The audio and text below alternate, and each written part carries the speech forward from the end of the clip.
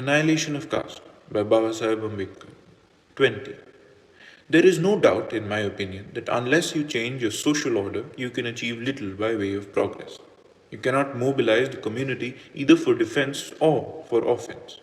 You cannot build anything on the foundations of caste. You cannot build up a nation, you cannot build up a morality. Anything that you will build on the foundations of caste will crack and will never be whole. The only question that remains to be considered is how to bring about the reform of the Hindu social order, how to abolish caste.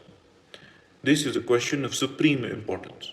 There is a view that in the reform of caste, the first step to take is to abolish subcaste.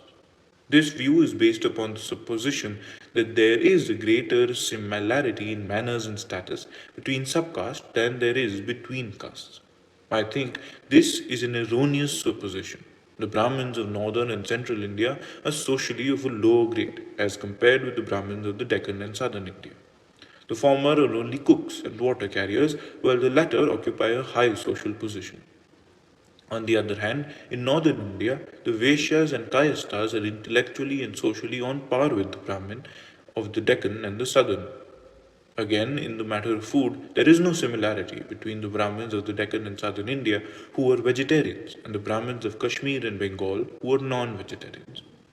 On the other hand, the Brahmins of the Deccan and southern India have more in common so far as food is concerned with such non-Brahmins as the Gujaratis, Marwadis, Baniyas and Jains. There is no doubt that from the standpoint of making the transit from one caste to another easy, the fusion of the Kayastha of northern India and other non-Brahmins of southern India with the non-Brahmin of the Deccan and Dravid country is more practicable than the fusion of the Brahmin of the south with the Brahmin of the north. But assuming that the fusion of subcastes is possible, what guarantee is there that the abolition of subcastes will necessarily lead to the abolition of caste? On the contrary, it may happen that the process may stop with the abolition of subcastes. In that case, the abolition of subcastes will only help to strengthen the castes and make them more powerful and therefore more mischievous. This remedy is therefore neither practicable nor effective and may easily prove to be a wrong remedy.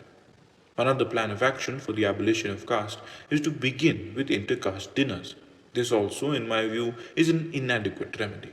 There are many castes which allow interdining, but it is a common experience that interdining has not succeeded in killing the spirit of caste and the consciousness of it. I am convinced that the real remedy is intermarriage. Fusion of blood can only create the feeling of being kith and kin, and unless this feeling of kinship, of being kindred, becomes paramount, the separatist feeling, the feeling of being aliens created by caste, will not vanish. Among the Hindus, intermarriage must necessarily be a factor of greater force in social life than it need be in the life of the non-Hindu. Where society is already well knit by other ties, marriage is an ordinary incident of life. But where society cut asunder, marriage is a binding force, becomes a matter of urgent necessity. The real remedy for breaking caste is intermarriage. Nothing else will serve as a solvent of it.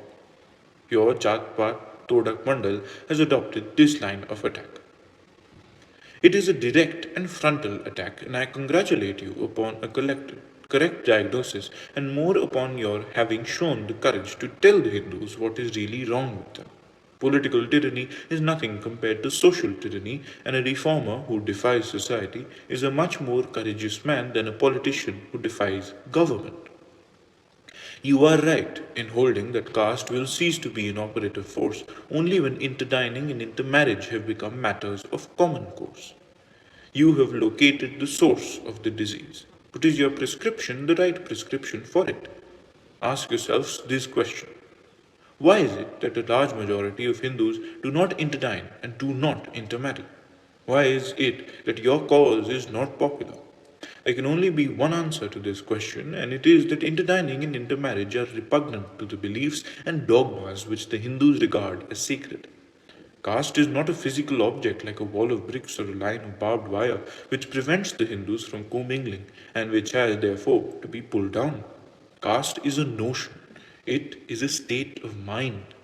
The destruction of caste does not therefore mean the destruction of a physical barrier, it means a notional change.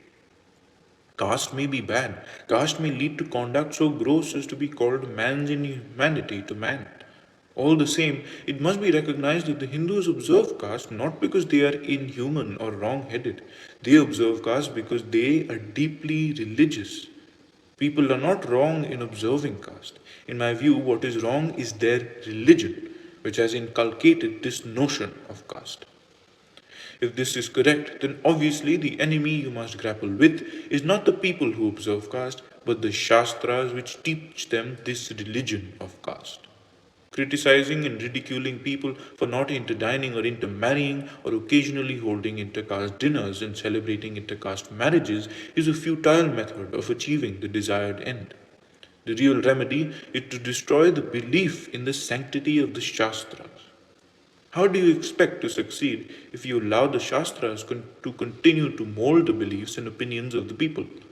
Not to question the authority of the Shastras, to permit the people to believe in their sanctity and their sanctions, and to blame them and to criticize them for their acts as being irrational and inhumane is an incongruous way of carrying on social reform. Reformers working for the removal of untouchability, including Mahatma Gandhi, do not seem to realize that the acts of the people are merely the results of their beliefs inculcated upon their minds by the Shastras, and that people will not change their conduct until they cease to believe in the sanctity of the Shastras on which their conduct is founded. No wonder that such efforts have not produced any results. You also seem to be erring in the same way as the reformers working in the cause of removing untouchability. To agitate for and to organize intercaste dinners and intercaste marriages is like forced feeding brought about by artificial means. Make every man and woman free from the thraldom of the Shastras, cleanse their minds of the pernicious notions founded on the Shastras, and he or she will interdine and intermarry without your telling him or her to do so. It is no use seeking refuge in squibbles. It is no use telling people that the Shastras do not say what they are believed to say, grammatically read or logically interpreted. What matters is how the Shastras have been understood by the people. You must take the stand that Buddha took. You must take the stand which Guru Nanak took. You must not only discard the Shastras, you must deny their authority, as did Buddha and Nanak. You must have courage to tell the Hindus that what is wrong with them is their religion, the religion which has produced in them this notion of the sacredness of caste. Will you show that courage? The end.